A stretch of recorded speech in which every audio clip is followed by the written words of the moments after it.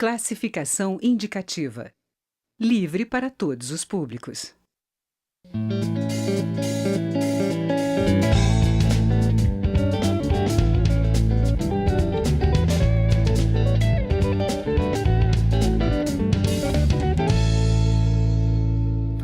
Olha, a gente até fica tonto quando se depara com a realidade. E até difícil de entender quando ouve que está sobrando imóvel, mas está faltando teto.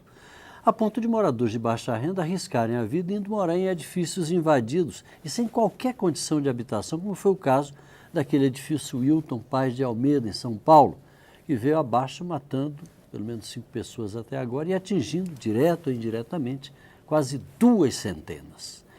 Mas os dados do IBGE não mentem. Existem mesmo no Brasil, neste exato momento, 8 milhões de imóveis desocupados. Eu vou repetir, 8 milhões. E, ao mesmo tempo, existem 7 milhões de famílias sem teto. Ou seja, tem casa para morar, está sobrando imóvel, mas está faltando teto.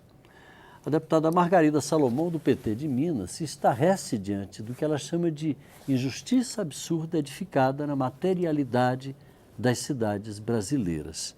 A senhora chama de injustiça absurda edificada na materialidade das cidades brasileiras o que eu poderia chamar apenas de irresponsabilidade.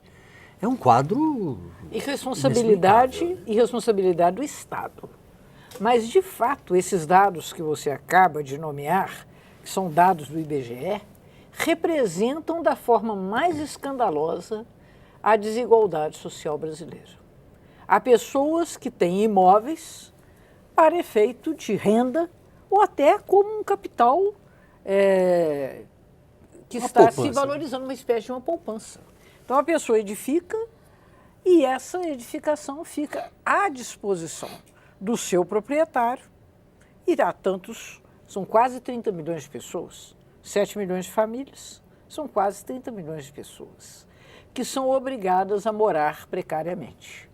A maneira como o Brasil se urbanizou no correr do século XX, porque até meados da década de 50, metade da população brasileira, isso é o nosso primeiro grande censo, né? Metade da população brasileira morava no campo. Com a industrialização, a maneira como foi feita, as pessoas mudaram, vieram todas. Hoje, 85% da população brasileira vive nas cidades. Mas as cidades acabam não estando preparadas para receber essas tantas pessoas que aí vão morar na beirada dos córregos, em encostas íngremes, nas áreas mais remotas da cidade, por isso, pagando com tempo e com dinheiro a distância do lugar em que trabalham, não é verdade? Muitas trabalham no centro, mas moram muito longe. Ou então você tem essa situação. As grandes cidades brasileiras têm prédios vazios. Grande parte deles, prédios públicos. Esse prédio que acabou se incendiando era um prédio tombado. É um prédio completamente inapropriado para moradia. Era uma torre de vidro e de metal. Por isso pegou fogo daquela forma. Daquela forma tão rápida. Era uma fornalha, né? Há outros hotéis, por exemplo, em São Paulo, eu estive na Avenida São João, num antigo hotel, que há 27 anos está desocupado. E que foi, então, apropriado por um conjunto de pessoas que desenvolveram uma nova forma de sociabilidade. Isso também existe. Experiências bem-sucedidas de ocupação desses imóveis públicos ou privados. Esse imóvel, pelo que me informaram, pertence a um espólio de mais de 10 proprietários, ao que parece grande parte vivendo fora do Brasil. Olha que certo? curioso. Pessoas ricas, tá certo? Não precisam daquilo. Não precisam daquilo. Mas Agora, há aqueles deputada, que precisam, né? Então eu acho, Paulo, que uma coisa importante nesse momento é primeiro denunciar essa situação que é um descalabro absoluto. descalabro. Quer dizer, e um desrespeito total do ponto de vista de direitos humanos, essas pessoas que não têm onde morar e os prédios existem direitos aí. Humanos, direitos sociais, tudo que você pensar. Segundo, como você mesmo disse, a irresponsabilização do Estado. Que o Estado deveria ser o gestor desses imóveis, dar a eles uma condição digna. Aliás, uma reivindicação do movimento de moradia é que energia, água, seja fornecida para essas pessoas que estão em condições de tal vulnerabilidade, para que elas não corram risco de vida. Pelo que foi noticiado. Como aconteceu lá. Não é? Agora, deputado, eu ia lhe interrompendo justamente para falar disso. Quer dizer, essa tragédia de São Paulo, ela desnudou uma realidade que o poder público sabe que existe, conhece essa realidade.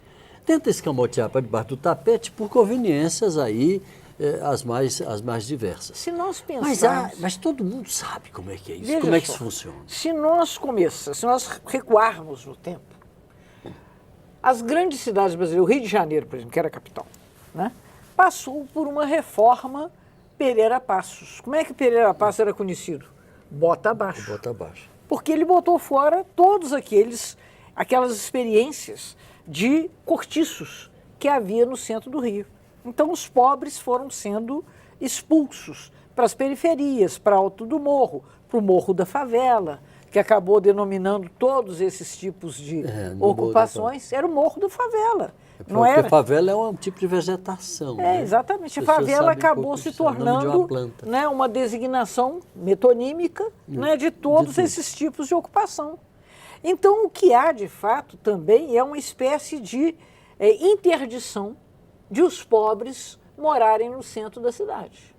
Então, você tem essas disposições que são, aspas, higienistas, né, vamos fazer uma limpeza aqui, e os pobres vão morar fora da nossa vista.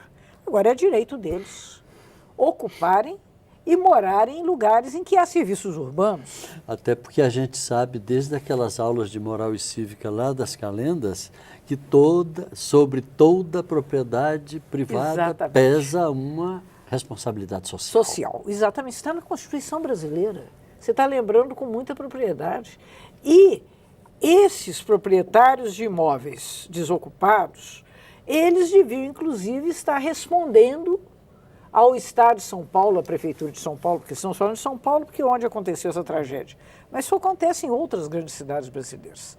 Os movimentos de moradia... Aqui em Brasília, há esqueletos aqui no centro da cidade. A senhora já deve ter passado pela frente dele, ali perto da torre de televisão. Exatamente. Está lá uma coisa que pode desabar a qualquer momento, pode cair a qualquer momento. E de todo modo, o que aquilo é? Aquilo é um esforço de ocupação de um espaço vazio por parte de pessoas que precisam de morar. Né? Então, nós não podemos culpabilizar as vítimas. Houve um primeiro momento, um primeiro movimento de opinião que aquelas pessoas também... Eram marginais. Não é como se alguém escolhesse morar naquela torre de vidro. Não é? Ninguém de nós fala, mas que bom lugar para eu morar ali. Não é? A pessoa vai ali por falta de escolha, não é por escolha. Agora, de todo modo, aqueles que não têm escolha são detentores de direitos. Pela Constituição brasileira, o direito à moradia é um direito social básico. Então, nós estamos em débito, a sociedade brasileira está em débito. Os governos do presidente Lula, da presidenta Dilma, criaram esse grande programa, Minha Casa Minha Vida, que diminuiu, né, porque foram muitos milhões de moradias entregues, portanto, diminuiu esse déficit de moradia que nós estamos aí.